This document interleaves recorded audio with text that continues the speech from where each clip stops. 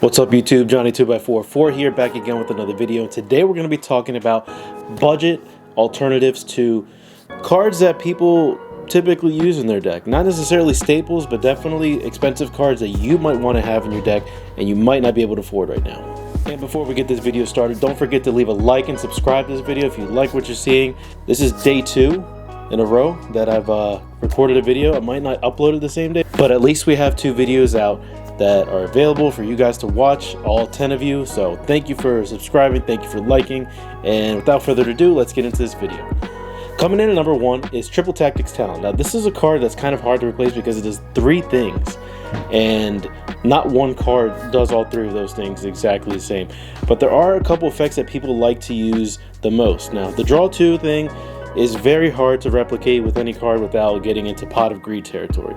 So we're not going to go there, but we are going to get into taking control of the opponent's card. The easiest card that does that is a new card that just got off the ban list, and that's Change of Heart. Now you can only run this at 1, but definitely having it in your deck is pretty cool. I've used it in locals and it's awesome. You know, if it's not negated, you just grab their monster and that's it. And you don't have to wait for your opponent to activate a card effect in order for you to activate Triple Tactics Talent. So it's a pretty cool card. I like it. I think it does the, taking control of the opponent's monster pretty well. Another card that does what Triple Tactics Talent does pretty well is Exchange. Now Triple Tactics Talent allows you to take one of your opponent's cards and put it back into the deck.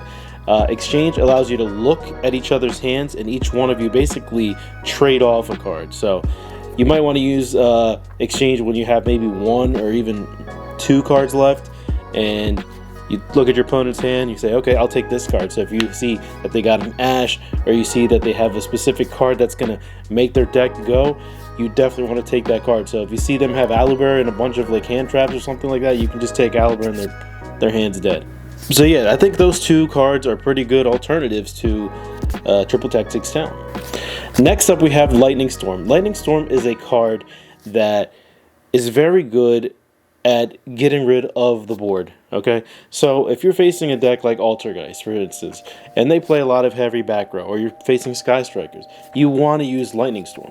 Lightning Storm can get rid of everything in the back row, which is awesome. Or if you're facing a deck that summons a ton of monsters, gets rid of them. The problem with Lightning Storm that I see personally is that you can only use it when you have no face-up cards.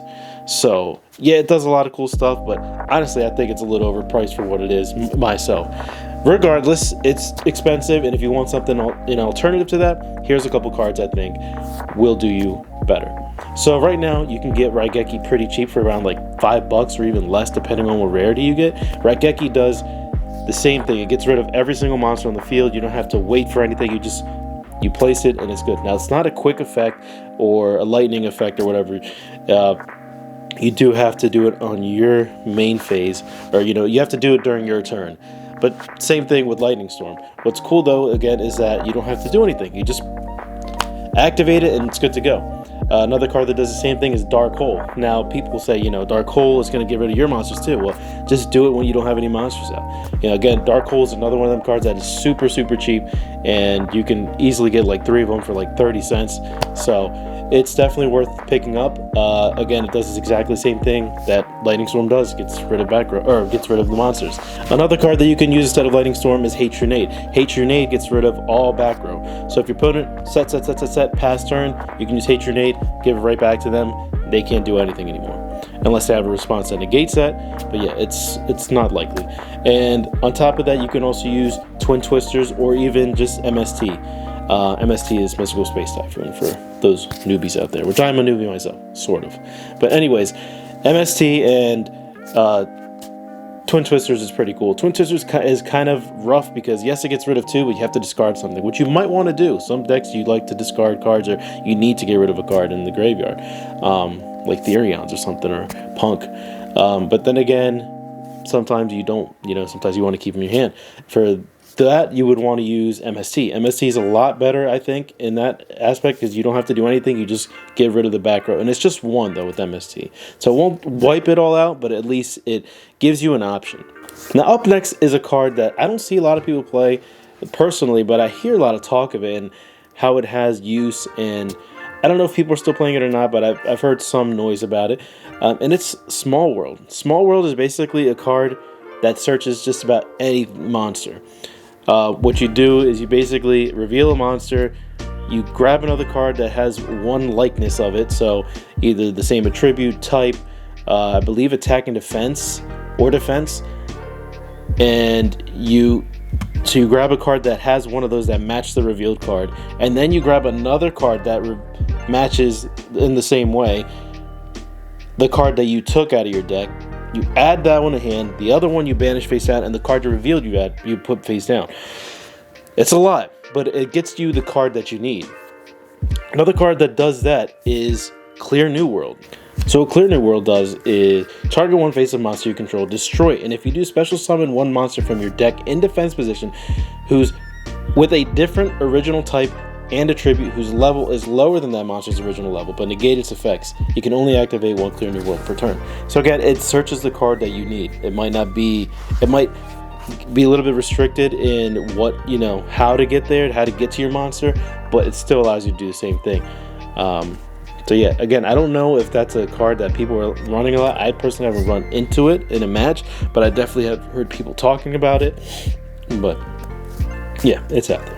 Next up, we have Access Code Talker. Access Code Talker is one of those cards that almost every Link deck has, just because he's so generic and he does so much. You can't respond to the activations of his effect. He gains so much attack by banishing Link monsters in the graveyard, and then he can also pop cards on the field by banishing Link monsters in the graveyard. So it's a very good Link monster. I definitely recommend picking him up if you can afford it. If you can't, here's some alternative. Roster Liger. Now, Roster Liger is not perfect the same way Access Code Talker is in the sense of what he does, but he essentially does the same thing. He's a Link 4, and he gains attack based off of the Link monster you target in your graveyard. So if you target a Link monster in your graveyard that has like 3,000 attack or something, he'll gain that attack. And then you can also pop a card on the field depending on who he's pointing to. So he points up, down, left, and right. So yeah, so if he's usually pointing to someone, at least one underneath of him, if he's summoned to the right, he's always pointing at something, it seems like, and he can at least do one pop. So, but he basically does exactly what Access Code Talker does, but he can be negated, and he can be destroyed, and he's not as perfect as Access Code Talker. But there are some other alternatives to him. Boral Sword Dragon. Boral Sword Dragon allows you to beat over just about any opponent. So does Mech Knight Crusadia Avermax. Mech Knight Crusadia Avermax is basically the same thing. They steal attack, gain attack, and destroy. I should probably mute this. Coming in at number 2. I don't know what number, if I've been saying numbers or not, but we're going to go with number 2. Coming in at number 2 is Baron de Fleur. Baron de Fleur he's such a hard card to replicate because he's such a generic synchro that does so much. I mean, he negates anything, and he can pop anything, and he can special summon from the graveyard. I mean, that's insane. Here are some cards that are kind of close to what he does and nowhere near their price. Again, it's not perfect, but they kind of achieve the same result. So first up, we have Cyber Slash Harpy Lady is a card that has a quick effect to get rid of the monster that's currently on the field and sends it back to hand. So for instance, if Baron de Fleur was about to negate somebody and you're versus him and you have Cyber Slash, you can actually use her effect to put him back to hand. And the only thing he could respond with is if it already hasn't used its pop effect, is pop you. But the point is that she provides disruption just like Baron de Fleur. Next up is Ruddy Rose Dragon. Ruddy Rose Dragon is another card that you might want to pick up. It actually negates the effect of the activated monster effect. So I'll read it as it says right now. If this card is Synchro Summon, you can banish all cards from the graveyards. Then if it was Synchro Summon using a Black Rose Dragon or a Plant Synchro Monsters material, you can destroy all other cards on the field. When your opponent activates a card or effect that would destroy cards, quick effect, you can tribute this card, negate the activation. Another card that is pretty close to what Baron de Fleur does is Borreload Savage Dragon. The problem with Borreload Savage Dragon is you also have to play links in order for him to get his negate. So what he does is he's an Omni Negate also, but he only gains the amount of negates that he can do based off of the Link monster you have in the graveyard. So he targets a Link monster in grave, attaches it to him or equips it to him, and he'll gain half of that Link monster's attack to his attack, and he'll also gain negates depending on that Link monster's Link rating. So if it's a Link 3, he's got 3 negates. It's once per turn, but he'll have 3 negates loaded on him. And he loses a negate every time he uses it. So yeah, he's pretty, kind of the same, just not as good as Baron de Fleur, obviously. And then we also have, here's one that might shock you, I think is actually pretty cool. And it's a level 7, and it's Clearwing Synchro Dragon. So Clearwing Synchro Dragon negates anything with level 5 or higher monster. Now, there's a lot of level 5 or higher monsters. He's really good at stopping Baron de Fleur, for instance, and if he destroys it, not only does he, if he negates it, he gets to destroy it, and then he gains the attack. So I think that's a pretty good effect for Clearwing Synchro Dragon. Again, none of these cards replace Baron de Fleur perfectly, but if you wanted to, you could just buy Baron de Fleur for 120 bucks, it's at, or you can buy a playset of each one of these for the same price. The next card up is a card that everyone wants to replace because of how pricey it is. Because to get 3 of them would be like around 200 bucks. And that card's Forbidden Droplet. Forbidden Droplet is really cool because it does a lot, okay? Here's the card. Yeah, pretty cool, right? Now here's another card that basically does just one of those things very well, and that's Forbidden Chalice. Forbidden Chalice targets a card in the field and negates their effects. So it's really cool. It's also a quick play spell card. Doesn't do as much as Forbidden Droplet, but it's also like way cheaper, right? You can get it for like, let's see, what's the cheapest price? Right now you can get it for $1.50, okay? Way cheaper.